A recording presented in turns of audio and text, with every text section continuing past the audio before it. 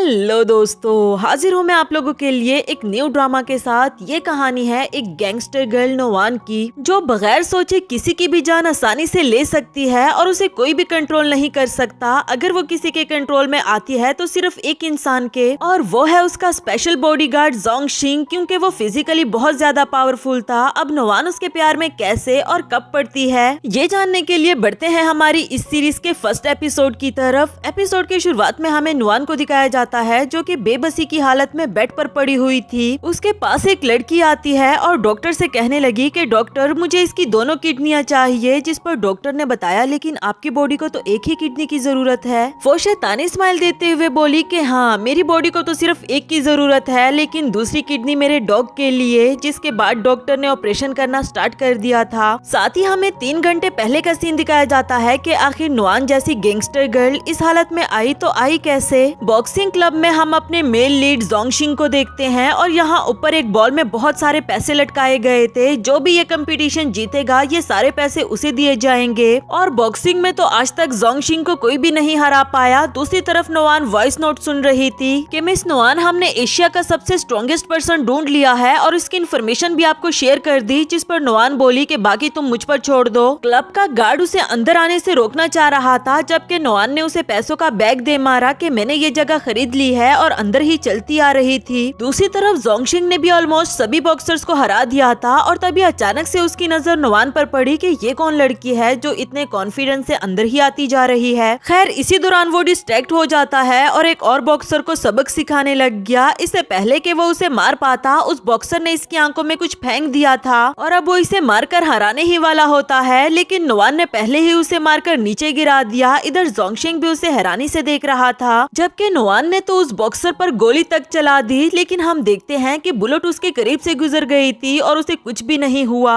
लेकिन वो काफी ज्यादा डरा हुआ था। नोवान बोली कि ये जगह मेरी है और ये लड़का भी मेरा है, इसलिए जाओ यहाँ से। वो सॉरी करते हुए फौरन वहाँ से भाग निकला। इधर जोंगशिंग उसे देखकर बहुत नॉर्मल वे में पूछता है कि तुम मुझे जानती हो क्या, और फिर दूसरी तरफ मुड़कर पानी पीने लग जाता है। नोवान ने उसके पास जाकर उसके फेस पर गन रख ली थी और उसकी पिक्चर को देखते हुए कहने लगी कि तुम ही जोंगशिन यान हो ना। पिस्टल को उसकी बॉडी पर फेरते हुए नीचे ले आई और कहने लगी कि मिस्टर जोंगशिन, मुझे तुम्हारी एक किडनी चाहिए। तुम्हारे पास सिर्फ 8 घंटे का टाइम है, जल्द से जल्द प्रिपेयर हो जाओ। मेरा बंदा थोड़ी ही देर में तुम्हें कांटेक्ट कर लेगा। फिर उसकी पिक्चर उसके मुंह में पकड़ाते हुए वहाँ से चली गई, जबकि इधर जोंगशिन तो अभी तक उसे हैरानी से देखता ही रहा कि आखिर ये लड़की है कौन और इसमें इतनी हिम्मत कहाँ से आई कि ये मुझे पिस्टल दिखाकर मेरी किडनी मांग रही है। दूसरी तरफ नोवान अपनी छोटी सिस्टर यीरान से बात कर रही थी, जो काफी बीमार लग रही होती है और इसे कहती है कि नोवान प्लीज जल्दी से वापस आ जाओ, मैं, मॉम, डैड, हम सब तुम्हारे लिए परेशान हो रहे हैं। नोवान जो कि अब्रॉड में थी, उसे कहती है कि तुम फिक्र नहीं करो, मैंने तुम्हारे लिए किडनी ढूंढ ली है और जल्दी ही तुम्हारा ट्रीटमेंट भी स्टार्ट हो जाएगा।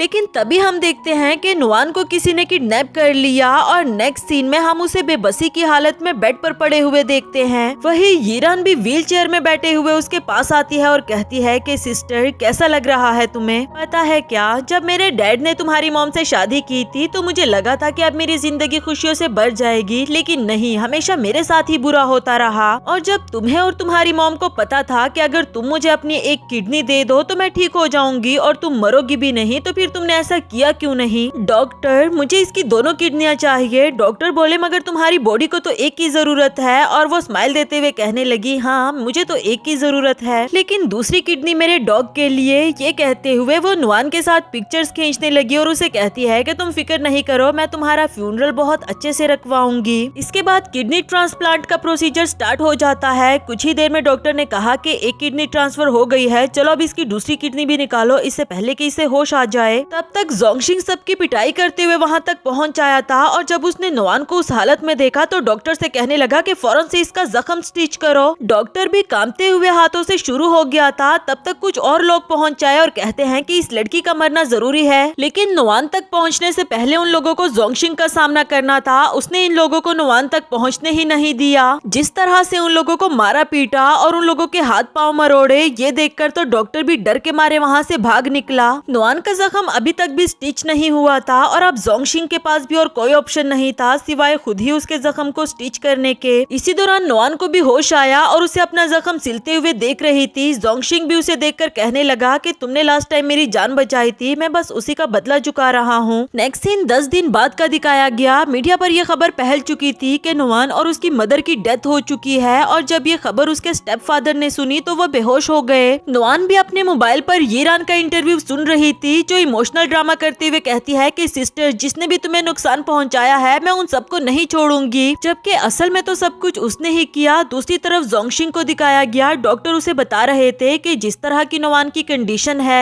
फिलहाल तो एक लंबे अरसे तक उसे किडनी ट्रांसफर नहीं हो सकती, उसको मेडिकेशंस पर ही रहना होगा और हाँ, उसकी बॉडी को वार्म रखा जाए जितना हो सके, क्योंकि अगर इसकी बॉडी कोल्ड हो जाए तो इसका जख्म बिगड़ सकता है। इसके बाद जोंगशिंग उसके रूम के बाहर खड़ा सोच रहा था कि पता नहीं ये लड़की है कौन और मैं इसका ख्याल इतना क्यों रख रहा हूँ। अंदर नुवान चीजों को तोड़ फोड़ करते हुए ऊंची आवाज में रो रही थी, क्योंकि उसके ना होते हुए उसकी मॉम को मार दिया गया और उसकी किडनी भी निकाल ली गई है। जोंगशिंग बाहर ही खड़ा ये सब कुछ सुन रहा था। थोड़ी ही देर में नुवान ने उसे अंदर आने के लिए कहा और उसे कहती है कि मैं तुम्हें 10 मिलियन दूंगी, तुम मेरे पर्सनल बॉडीगार्ड बन जाओ जब तक मैं उन लोगों से अपना शिया ग्रुप वापस नहीं ले लेती। इस पर जोंगशिंग उसके करीब आते हुए सवाल करता है कि आखिर मैं तुम्हारी हेल्प क्यों करूं। नुवान भी उसका कॉलर पकड़ते हुए कहती है कि तुम ही हो जिसने मेरी जान बचाई, अब तुमने मुझे जिंदगी दे ही दी है तो तुम्हें मेरी रिस्पॉन्सिबिलिटी भी उठानी होगी। जोंगशिंग उसे एक स्माइल देता है। दूसरी तरफ यीरान ने नुवान की फ्यूनरल की तैयारियां करवा दी थी, तभी उसे कॉल आई। वो गुस्से में उन लोगों से कहती है कि नुवान अभी तक मरी क्यों नहीं, मुझे नहीं पता, जो मर्जी करो, वो यहाँ पर वापस नहीं आनी चाहिए, उसे रास्ते में ही मार डालो। यीरान का फादर यंतू से पूछता है कि क्या हुआ, वो अभी तक मरी नहीं, जिस पर यीरान ने बताया कि नहीं, उन लोगों ने हमसे झूठ बोला, नुवान चाइना वापस आ गई है। लेकिन डैड आप फिक्र नहीं करे, मैं उसे यहाँ तक पहुँचने नहीं दूंगी। दूसरी तरफ नुवान को दिखाया गया जो जोंगशिंग के साथ वापस आ रही थी। जोंगशिंग उसे पूछने लगा कि क्या हम वहाँ पर कोई लड़ाई करने के लिए जा रहे हैं। देखो मैं तुम्हें बता रहा हूँ कि मैं किसी भी लड़ाई वड़ाई में नहीं पड़ने वाला। नुवान बोली कि वहाँ पर मीडिया रिपोर्टर्स होंगे, अगर मैं उन दोनों पर अटैक करूँ तो इससे हमारी कंपनी का नाम ही खराब होगा, जो नाम मेरी मॉम ने बहुत मुश्किल से कमाया है। जोंगशिंग उसे हंसते हुए कहता है कि मैं तो फिर भी बता रहा हूँ, अगर कोई भी लड़ाई होगी मैं तो पहले ही वहाँ से भाग निकलूंगा।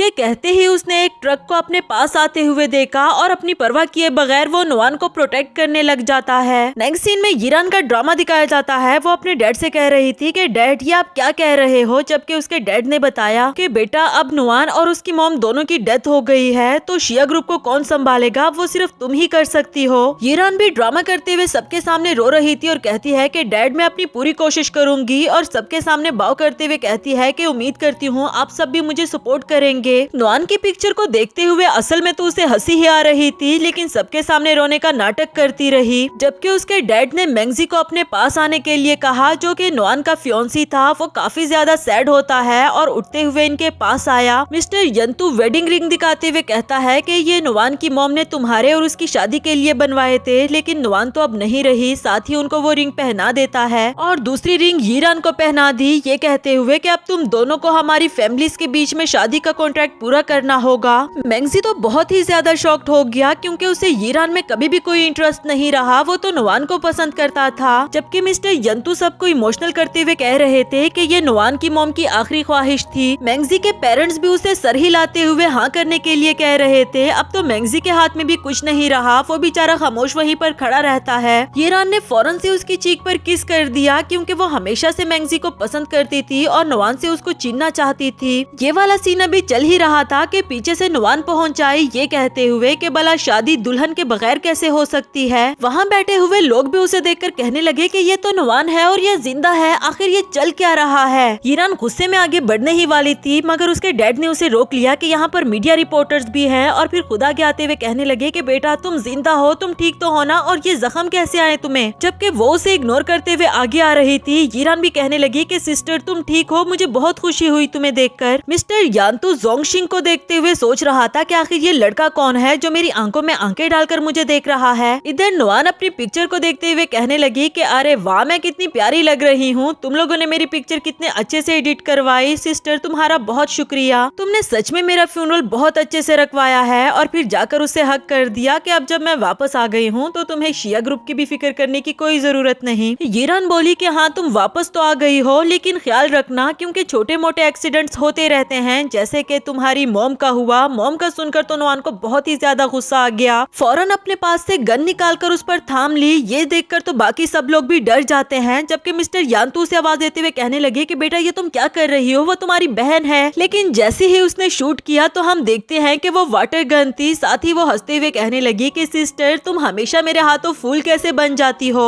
मैंगजी और जोंगशिंग की जान में भी जान आई, जबकि मिस्टर यांतू सबको कहने लगे कि कोई बात नहीं, आप लोगों को डरने की जरूरत नहीं, ये दोनों अक्सर इस तरह का मजाक करती रहती हैं। उधर नोआन यीरान के हाथ से वो रिंग गिरते हुए देखकर कह रही थी कि ये रिंग तुम्हारे साइज की नहीं, और इसके बाद वो मैंगजी को अपने पास आने के लिए कहती है कि मैं जिंदा हूँ तो हमारी एंगेजमेंट अभी भी वैलिड है। जोंगशिंग ने वो रिंग उठाकर उसे पहना दी थी। मैंगजी भी उसे देखकर हैरान हो गया कि आखिर ये लड़का कौन है जिस पर नोआन इतना ट्रस्ट कर रही है और ये भी इतने कॉन्फिडेंस से हमारे सामने खड़ा है। जबकि नोआन इवल स्माइल देते हुए मैंगजी का हाथ पकड़कर वहाँ से जाने लगी। इधर यीरान को बहुत ज्यादा गुस्सा आ रहा था और उठकर उसके पीछे जाने लगती है, जबकि जोंगशिंग ने उसके पास से गुजरते हुए उसे कंधा दे मारा और उसे आंखों में आंखें डालकर देख रहा था, जैसे वो ये कहना चाहता हो कि मेरे होते हुए तुम इसे नुकसान नहीं पहुंचा सकती। साथ ही हमें फ्लैशबैक से 1 घंटे पहले का सीन दिखाया गया। जोंगशिंग ने ट्रक के आदमियों को तो संभाल लिया था, दूसरी तरफ एक मैरिड कपल ने ये एक्सीडेंट होते हुए देख लिया था, जो इनकी जान बचाने के लिए इनकी तरफ भागने लगते हैं कि अरे ये क्या हुआ, ये लोग ठीक तो है ना। नेक्स्ट सीन में यीरान के डैड उसे थप्पड़ मारते हुए कहते हैं कि एक ही काम तुम्हारे जिम्मे लगाया था और वो भी तुमसे अच्छे से नहीं हो पाया, अब पता लगाओ कि वो बची तो बची कैसे। यीरान बोली कि मैं पता तो लगा लूंगी, लेकिन मैंगजी का क्या, मैं उसे नहीं खोना चाहती। जिस पर डैड उसे समझाते हुए कहते हैं कि पगली, वो दोनों इतनी जल्दी शादी थोड़ी ना कर सकते हैं। शिया ग्रुप इस वक्त टॉप पर है, हर कोई उसे हासिल करना चाहता है, तो फिलहाल नोआन को मारने वाले सिर्फ हम दोनों नहीं बल्कि बहुत सारे लोग हैं। नेक्स्ट सीन नोआन और मैंगजी की वेडिंग का दिखाया गया, जहाँ नोआन उसे धीरे आवाज में कहती है कि मुझे माफ कर देना, पता नहीं मॉम मुझे तुमसे शादी करने पर क्यों इंसिस्ट कर रही थी। माना कि हम दोनों बचपन के अच्छे दोस्त हैं, मगर शादी क्यों। इस पर मैंगजी बोला क्योंकि तुम्हारी मॉम चाहती थी कि तुम्हारे पास भी कोई हो तुम्हारा ख्याल रखने वाला। नोआन कहने लगी कि आप फिक्र नहीं करो, मैं आपको इस शादी से बाउंड नहीं करूंगी, बल्कि जब भी आपका दिल चाहे तो हम डाइवोर्स ले लेंगे। तभी मैंगजी को उसके पेरेंट्स का मैसेज आया तो वो उनको रिसीव करने के लिए चला जाता है, जबकि इधर जोंगशिंग को देखकर कुछ गड़बड़ लग रही थी। तभी उसने देखा कि डेकोरेशन वॉल नोआन पर गिरने ही वाली थी, मगर उसने फौरन से नोआन को बचा लिया और पूछने लगा कि तुम ठीक तो हो ना, तुम्हें चोट तो नहीं आई। मुझे लग रहा है कि कोई इंटरनेशनल तुम्हें नुकसान पहुंचाना चाहता है। तभी उसने सामने मिस्टर यंतू और उसके साथ एक और आदमी को देखा। नोआन ने जोंगशिंग को उनके पीछे जाने के लिए कहा, जबकि वो बोला कि नहीं, अगर मैं चला गया तो तुम्हारे साथ कौन रहेगा यहाँ पर। वो फिर भी इंसिस्ट कर रही थी कि नहीं, तुम उनके पीछे जाओ, मेरे पास मैंगजी है ना, वो जल्दी ही आ जाएगा। जो सुनकर जोंगशिंग को उनके पीछे जाना पड़ा। इधर यीरान ड्रामा करते हुए सबको डांट रही थी कि ये तुम लोगों ने कैसी डेकोरेशन की है, अगर मेरी सिस्टर को कुछ हो जाता तो चलो अब इसे रेस्ट करने के लिए लेकर जाओ। जबकि नोआन बोली कि नहीं, मैं कहीं नहीं जा रही। तभी मिस वांग, जो कि शिया फैमिली की बहुत पुरानी नैनी थी, वो आगे आते हुए कहती है कि मैं खुद ही मिस नोआन का ख्याल रख लूंगी, आप सब पीछे हटो। जबकि यीरान उसे देखते हुए कहती है कि तुम्हें तो मैंने अपने गाँव वापस जाने के लिए कहा था ना, तुम गई क्यों नहीं। उधर नोआन इस वक्त सिर्फ मिस वांग पर ही भरोसा कर सकती थी। मिस वांग ने उसे बताया कि ये सभी लोग आपको मारना चाहते हैं, इन पर कभी भी ट्रस्ट मत करना। आपकी मॉम ने मरने से पहले मुझे एक बहुत इंपॉर्टेंट चीज पकड़ाई थी जो अब मैं आपको देना चाहती हूँ, मेरे साथ आओ। वो भी इनके साथ चल पड़ी, मगर आखिरकार मिस वांग ने भी उसे एक रूम में बंद कर दिया, ये कहते हुए कि मिस नोआन मुझे माफ कर देना।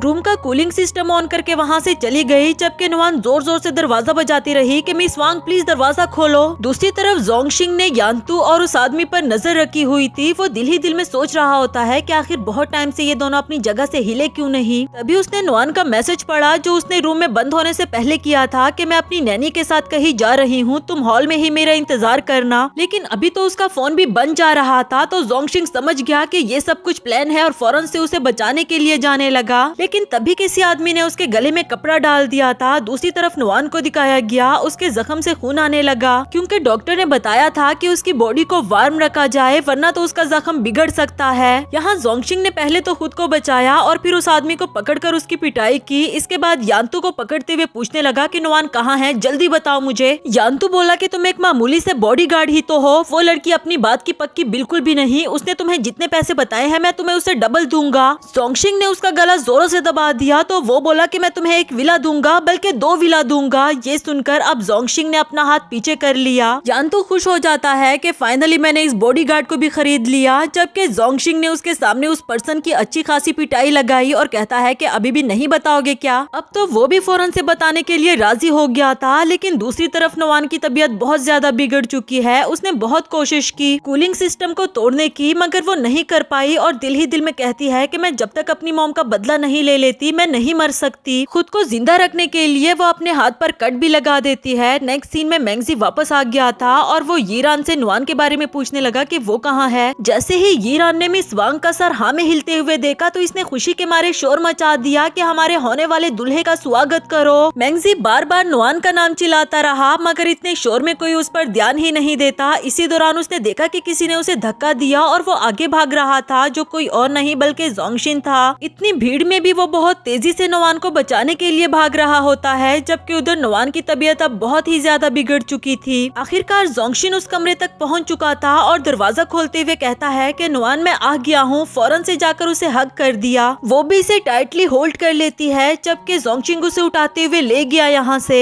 दूसरी तरफ यीरान को जाते हुए देखकर मैंगजी ने उसे रोक दिया था और कहता है कि आज नुआन के साथ जो कुछ भी हुआ ये सब कुछ तुमने किया ना। और वो बोली कि तुम्हें ऐसा क्यों लगता है कि उसके साथ जो भी गलत होगा तो वो मैं ही करूंगी। मैं भी तो तुम्हारे साथ ही पली बड़ी, तो तुम्हारे दिल में हमेशा वो ही क्यों रही। मैं तुम्हें उससे कहीं ज्यादा पसंद करती हूँ। हम दोनों परफेक्ट मैच है, वो तुम्हारे लायक नहीं। इस पर मैंगजी बोला कि खबरदार अगर तुमने खुद को उससे कंपेयर करने की कोशिश की तो, और अगर मुझे पता चला कि उसे नुकसान पहुँचाने वाली तुम थी तो मैं तुम्हें छोड़ूंगा नहीं। ये कहकर वो आगे चला गया, जबकि यीरान को काफी ज्यादा गुस्सा आ रहा था। उसने मैंगजी को गाड़ी से हिट करने का सोच लिया था और फिर उसे जोरों से हिट करने के बाद उसके बहते हुए खून को देखते हुए वो कह रही थी कि जो चीज मेरी नहीं हो सकती वो किसी की भी नहीं हो सकती, और फिर उसे छोड़ते हुए वहाँ से चली गई। इसी के साथ हमारा ये वाला एपिसोड खत्म हुआ।